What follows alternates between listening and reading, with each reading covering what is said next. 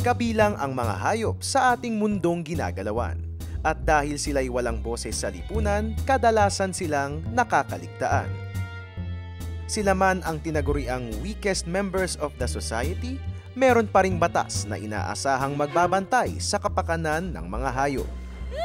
Saklaw ng Republic Act No. 8485 o Animal Welfare Act of 1998 ang mga karapatan ng hayop sa bansa.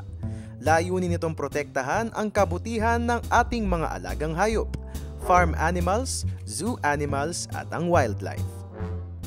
Ngunit tila walang ngipin ang batas na ito kung kaya't patuloy pa rin ang pagmamalupit ng tao sa mga hayop.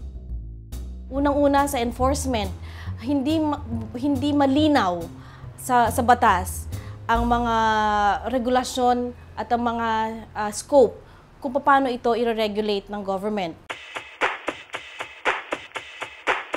Pangalawa, ang penalties, napakababa. 6 months to 2 years imprisonment lang yan at saka fine of not less than 5,000 pesos. Noong nakaraang taon nga ay isinumite ang House Bill No. 5849 at 6049. Itinulak ng POS sa Kamara ang House Bill No. 5849 na naglalayong makulong mula 6 hanggang 12 taon ang sinumang lalabag sa Animal Welfare Act. Mumultahan din ang may sala ng di bababa sa 10,000 piso. Isinasaad naman ng panukalang batas bilang 6049 na tungkulin ng mga veterinaryo na bigyan ng first aid ang nadisgrasyang hayop kung hindi ito kayang bayaran ng taong nagdala nito sa klinik. Sa batas na ito, maaari na ring mag-apply ng temporary protection order para pangalagaan ang inaabusong hayop.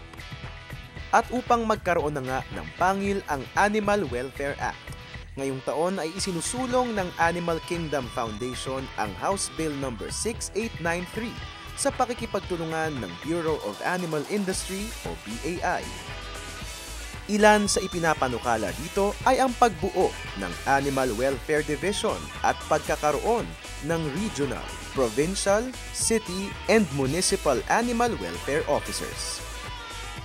Importante po ito dahil alam naman natin sa Pilipinas, devolved ang implementation ng mga batas sa mga local government units.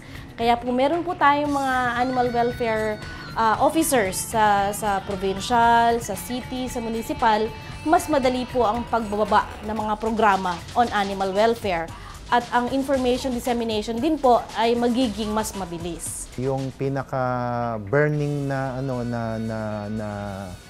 provision sa batas na gustong-gusto talagang i-amendahan ay yung penalty provisions. Sa paroon, masasabi rin natin kasi kulang pa rin sa kaalaman ang ating mga law enforcement agencies, ang ating mga judicial authorities, at ganoon din ang nakararaming madla.